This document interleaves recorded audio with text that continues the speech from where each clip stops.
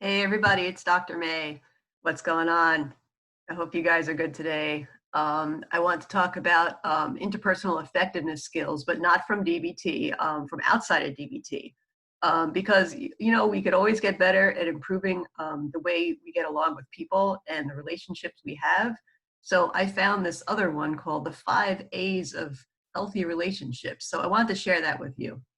And it's very similar to the give skill from interpersonal effectiveness, but it adds a little more to it. So it's kind of like bonus material, okay? And it's kind of something you can remember by thinking of all these A's, so it kind of groups the skills together. So for those of you who remember, the give skill in interpersonal effectiveness in the DBT module is be gentle, act interested, validate, and use an easy manner. And so by doing these things, it helps to smooth over relationships with other people. It's an approach we could take. It's not something sequential that we have to think about in steps or something like that, but it's just like, a kind of a style of interacting that makes things tend to go a lot more smoothly. Okay, so for more information about that, feel free to read up on it or watch my give video, okay? But I want to focus on the 5 A's today. So A number one is to pay attention, right? One of the most validating kind things we could do for somebody is to pay attention for them, make them feel seen, and really just be mindful about it. Like listen to them when you're talking, not be distracted by other things. Shut the TV off, put your phone away. Just really be with that person as they're expressing themselves to you. And in this society where we're so multitasked and so busy and harried all the time, giving our attention is one of the greatest gifts. And, you can't purchase the gift of you, only you can give that. So it's really important. And you could also think about how it feels for you when someone's really able to give you their full attention.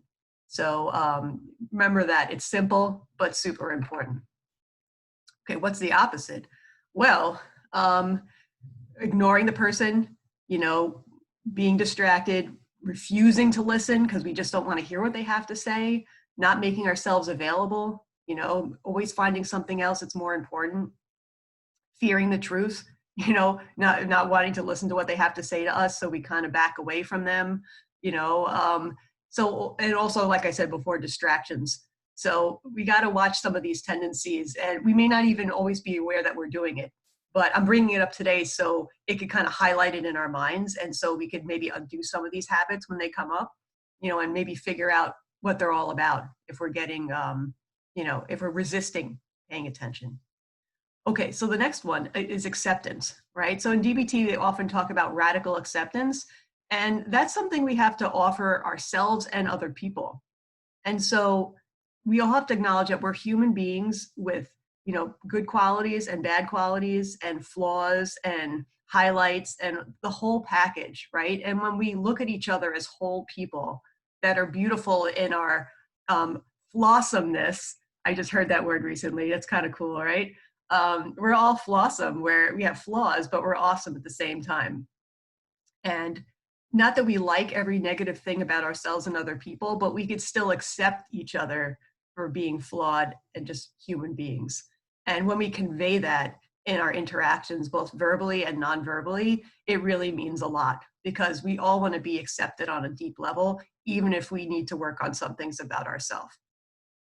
Okay, so what's the opposite of acceptance? Well, one of the problems that comes up in relationships is when we have an idealized vision of who that person's supposed to be and what they're supposed to do for us. And then we get angry at them when they deviate from that vision. So you might have a dream child and you have an idea of how your kid is supposed to be. And when the kid starts acting different, you start getting critical. You start to get upset about it, and they're not being who you want them to be. But that's very damaging to the kid, right? Maybe you experienced that growing up too, right?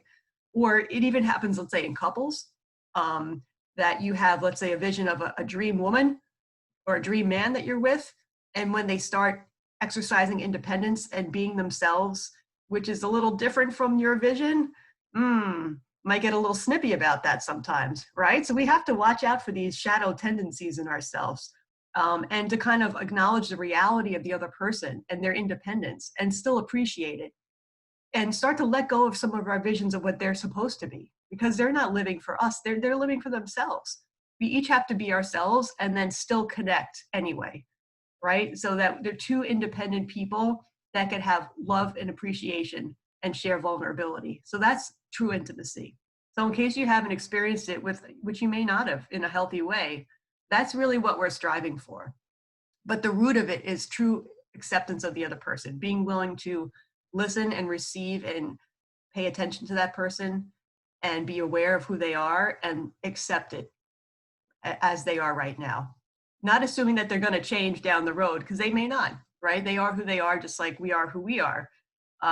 So just conveying the acceptance is important. So watch out for this opposite of acceptance stuff.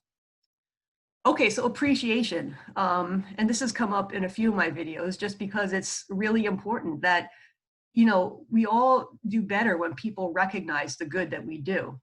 That, you know, when we do something well, that people see it, or when someone else does something well, that we take the extra step to let them know that we saw it too and that we appreciate it, you know, and not just to take people for granted. That, you know, when they do something even small, it's worth saying thank you. We're saying, wow, that really helped me. Thank you. Thanks a lot. Okay. So it's one of the things that makes things a lot more pleasant when we interact with people. Okay, so opposite of appreciation, right? Sometimes we think like, well, you should be doing that. I don't need to say thank you, all right? Or I shouldn't have to say good job because you're already supposed to have done that forever and you're finally doing it. I'm not saying anything. Wrong, okay?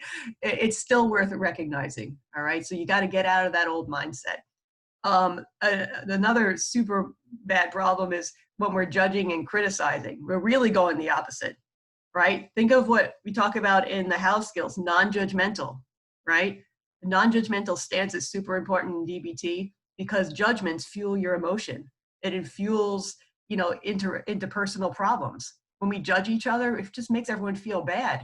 It makes people defensive and reactive, and it just increases the tension everywhere, right? So try to let go of the judgments, be patient with others and their flaws, just like you hope they would be patient with you and your flaws. And, you know, instead, you know, recognize the good, right? So plant flowers rather than always, you know, instead of pulling weeds and planting flowers, but plant more flowers. That's the showing appreciation. Okay, affection. All right, so obviously appropriate affection. Okay, we're not talking about, you know, touching people when they don't want to be touched, or expressing love to people when it's not really the right thing to say. You know, it's within the context of the relationship, you know, expressing affection to the person as appropriate. So a parent relating to a child, siblings relating to each other, friends relating to each other, couples relating to each other. There's different types of affection, but within the context of that relationship, it does help. You know, one of the biggest complaints in couples is feeling affection starved, feeling like the person doesn't hug them enough or doesn't, you know, show them enough, you know, cuddles and caring and stuff like that. You know, or when I see people in therapy that say, my father never hugged me as a kid. Oh, it hurts, right? So showing that, you know, physical touch, that, you know, the words, the gestures, all the things that make affection really makes a big, important difference. Okay, so the opposite of affection. So when there's a coldness there's a distance, this stonewalling, or when it's abusive, you know, it really can hurt a relationship. Okay, so I think we know that pretty well, and you may have experienced it too, and feel what that's like. Okay, and allowing, okay, allowing the other person to be who they are, just like you want to be allowed to be who you are. And internally, you want to allow the full range of your emotions and experiences to be there and embrace them with a wise mind. And you want to do that interpersonally also. So allow the person to be fully who he or she is and embrace them with your wise mind, okay? Without trying to control them, without trying to manipulate them, right? Just letting them be who they are and, you know, trying to highlight the good and appreciate them. All right. Okay, so the opposite of allowing. See what this picture is? It's like squishing someone under your thumb. You know, we're not trying to control people. We're not trying to shape them in being who we want them to be, like I was saying before. They have to live their own free life. And hopefully their life will intertwine with ours. But if it's not meant to, then we'll grow apart. That's just how it is. And forcing a relationship, you know, or forcing someone to be who we want them to be isn't going to be a long-term healthy strategy. So, you know, just giving the person a space to be themselves. All right. And in summary, just to reinforce this and inspire us, motivate us, how do the 5 A's help us in relationships? All right. If you haven't come up with some ideas already, I'm gonna give you a few. All right. So think about how you feel when you're treated that way, right? It makes us feel understood and validated, right? We talk about validation in DBT, which is about putting yourself in someone else's shoes and conveying that understanding to the other person. So all these things are tied into validation. Makes us feel taken seriously, loved, respected for who we are, appreciated, right? All that stuff is so important. It helps us to build trust and safety with people, right? When we're treated that way, we feel like we could trust people. You know, one of the big questions we get as therapists is like, how do I build trust back? I feel like I've been betrayed so many times. Well, being with people that use those 5 A's with you helps you feel safer, right? When someone really respects who you are and is there for you and non-judgmental way, it's easier to feel safe and trustful, right?